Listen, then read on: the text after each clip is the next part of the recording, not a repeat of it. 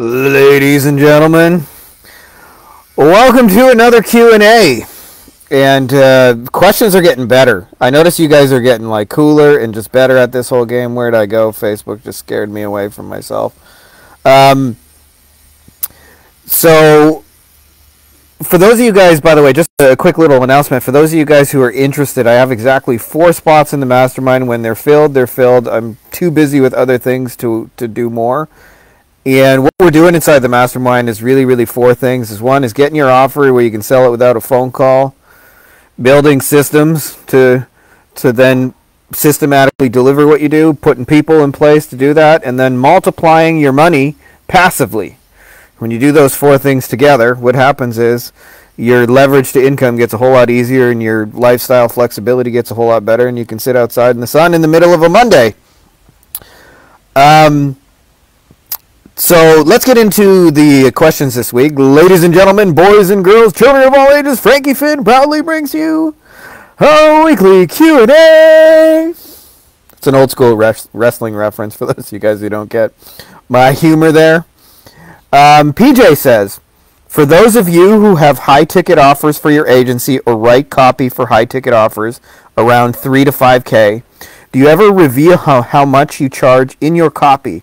Right now, I'm running pay-per-close cold email campaigns for several agencies. The copy is generating leads, and those leads that come from the long-form copy have been very qualified. But closing deals is still taking a long time. Most of the agencies I'm writing copy and running campaigns for are doing 2-call closes. The first calls always go well, but there is a long gap between the first call and second call. The second calls have required some chasing. I'm just wondering if it might be a good idea to not hide from starting the price in the copy. My thinking is that it might eliminate the need for a second call. Really interesting hearing you say that, PJ, because I've actually, for my agency, as we've done for many years, did a 1-close call, and now we do the no-close call. And I'll tell you what the big secret of that is really twofold. One is having an offer that's just so easy to say yes to that you don't need all the theatrics around it. You don't need all the sales calls and convincing stuff that works for a lot of other people. And the second piece, by the way, is what I call like a mini monopoly. It's what actually I borrowed that term from a mentor, I should say. But I also call it a mini monopoly.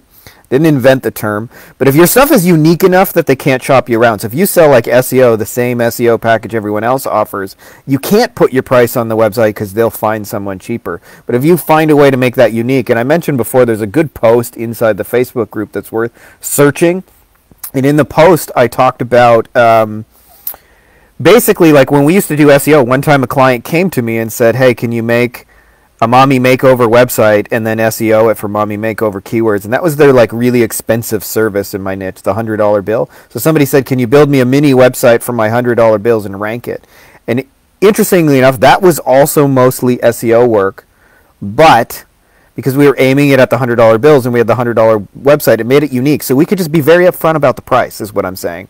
So to answer your question, it depends on how unique the service is. Your goal was whatever you provide should be unique enough that you can just put the price right up front. I always say, like, I'd rather have people have the heart attack before we talk than after. I know conventional wisdom says do it the other way around. It says have a phone call, and at the very end, only then can you reveal your price once the value has been established. But if you know how to make unique, creative offers and, you know, be in a category of one, then you can be very upfront about your price, and it makes that part of it closing so much easier. By the way, you would be amazed, those of you guys who don't know this, how many sales calls are just people just price shopping on you, just want to know how much does a damn thing cost. So when you can get right to that point, you'll make your life a whole lot easier. Austin says, what is the best book on checklist creation, or checklist creation rather, process building and process optimization? Austin, I'll tell you the best 2 places I've found those resources. Obviously, like high-level 30,000-foot view is E-Myth by Michael Gerber. That's a must-read. I'm assuming, based on your question, you probably already read that, or since you understand the power of those things. And the best thing I've ever found processes and checklists are in niches outside of internet marketing and just asking people how they do it. So like a lot of law firms that are really systematized and organizing, one of them joked to me, I have a process for going to the bathroom. And you walk over, lift the seat, go in the toilet, all of that kind of thing. But humor aside, like the best things you can learn are just from seeing real life people doing it, and then seeing what you can then implement in your own thing. That's been the game changer for me, is because very rarely are internet marketing businesses systematized and organized properly, and the best stuff is learned in the real world, not from books. And so there's all kinds of local businesses that do have their shit together, believe it or not, much better than we realize in this regard. And checklists, like Starbucks and especially franchises, they have their checklists down to an art. If you can get your hands on and see those checklists, always make sure to do that. Sam, anyone know of a good YouTube ad spy tool? Trying to find some shoe buyers, as Frankie would say. Sam, I don't necessarily know the tools, but I can just tell you how we do it manually, and then some of the tools can assist you with that, or a virtual assistant may assist you with that manually. So I just look for the other things that they buy, and this is a little more advanced topic for those of you guys who don't know, is Sam's focusing in on the buyers in his niche, the people who actually spend the money, rather than chasing every lead like they're equal. What we want to do is go after the leads that spend the most money, predictably, periodically, and you can find this easily through their behavior. So to reference your shoe buyers, Sam, what I do is I look for other places they're buying things, other shoe stores, right? So like for me, what events are they going to? What conferences are they going to? What software and tools are they buying? In other words, I'm asking, what else do they purchase? And then I just go to those YouTube channels. Like in my niche, for example, there's a software. The more advanced law firms almost all have a software to manage their inquiries and front desk. There's a couple of tools available. One is called Clio. One is called MyCase. One is called Needles. There's a couple other ones, but those are the big three. And I know that if a law firm is spending money on ads, they're going to need a case management, which is like a CRM. And so if I just put my ads on those three channels, then I'm going to get really, really high quality leads looking at my YouTube ads. And this is the same if I was going on Facebook. I could advertise to their audiences if they were available as targeting options, which I don't think they are, but you get the idea, right? And if I wanted to do this organically, these would be the people I'd reach out to network. So when you understand you're going after the buyers, that's how we do it, is we just look for what else they're buying, and then incorporate some of those as targeting options in whatever way you can. Jennifer, do you send your subcontractors a Christmas bonus or gift? Yes, especially if Christmas is a relevant holiday to them. It depends on how, like, if for me, if they're like just like a part-time freelancer that I'm using for a one-off job, and my intention is not to continue that relationship or turn it into a long-term relationship, then usually not. But for all of your people, I suggest taking care of your people as best you can in as many ways as you can, and Christmas gifts and little things like that go a real long way towards, building like a loyal team that's going to work really, really hard to see you succeed. PJ, this is a very similar question. Do you ever reveal how much you charge before getting on the phone with a prospect? Yes. I actually don't even get on the phone with them at all, but they know how much the price is. Little pro tip for you guys, because I just want to add, this is really similar to the first question we had today, is when you reveal your price, contextualize it with value, right? Like, for example, $250,000 to buy the licensing for a McDonald's franchise is an expensive purchase.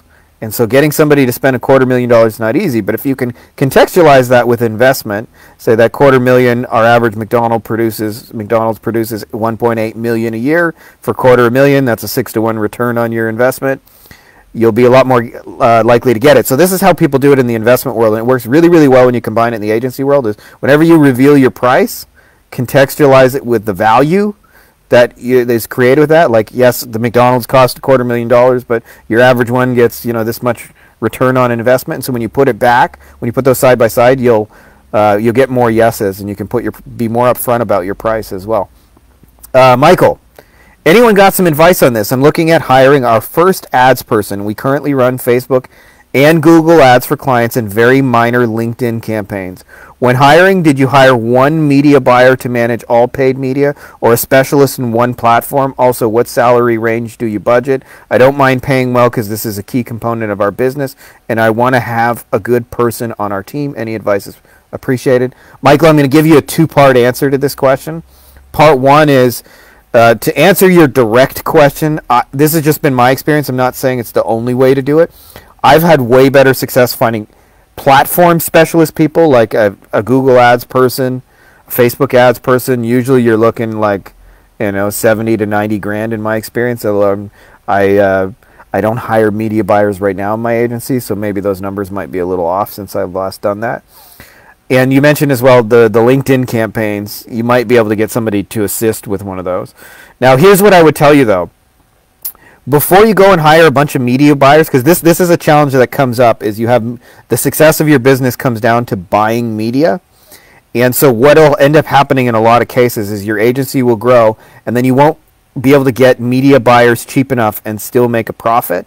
And so you end up having like these kind of substandard people, because the best people charge for it.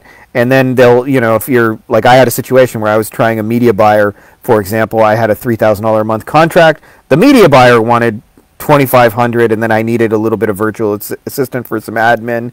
There was no money left over for me, even though I was taking $3,000 a month. So that didn't work, even though they did a great job delivering on the relationship, which sometimes happens. And a much easier way to deal with that is to niche down and do one thing, one solution, one problem, one niche. And then what'll happen is that structure will scale easier. So that's what I would actually suggest in your case is, yes, you could hire media buyers, but if you actually think about like really narrowing down your agency, then you can actually have one media buyer manage everything, because they're just doing one thing over and over again.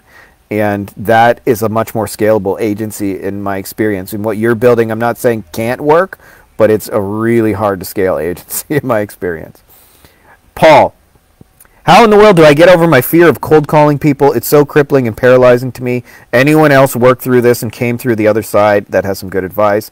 Paul, like, working through any fear is, just relax and breathe as much as you can and just do the damn thing you're afraid of. You're not going to die if somebody hangs up the phone on you. Having said that, there's no rule in the sky, Paul, that says you have to like cold call people. Like, whoever said you want to cold call people anyway? I would actually suggest in your agency, focus on generating warm leads that come to you, at least partially pre-sold, at least partially like having heard of you and knowing what you're about. Because if you're doing I don't know, I personally, like, I've been around since '07. I've never had to do cold calling. I've done it in previous businesses, and yeah, it works, but it's a real grind and you just get hung up. I'd much rather just build systems that get the 3 or 4 interested people to contact you first, and then it's a very, very different relationship, because instead of showing up like this unwanted pest, you're showing up as the respected expert whose opinion has been asked on the subject, and I think that's a much better frame for you. So firstly, get over the fears in general, but more importantly, like, use a better way where you don't have to cold call. Like, there's no rule that says you have to cold call. Looks like that's all the questions we got this week. A little short week. I know you guys are busy with the holidays and all that, so I won't keep you. I would also like to mention, by the way, one of the smartest things you can do in your agency is use it to buy cash flow assets, and we're doing a lot of that in the crypto space and sharing what's working. So we got another little spin-off group called Crypto Passive Income. It's on Facebook. So if you guys are also interested in that, I would check it out, because the combination of making a predictable recurring monthly income from clients and then reinvesting those into cash flow assets will make your income explode, but not the effort required to make it. And so what that means is a lot more beach, a lot more spending time in nature, a lot more whatever like is joyful for you. For me, that's like taking the family to the beach. So you'll have more time for like real life things and less time, staring at the ad manager and hustling and building backlinks and signing up for websites and, being trapped in the laptop instead of, being somewhere nice. So if you guys are interested, check out that group, Crypto Passive Income. And that's all I got for you guys this week. May the force be with you.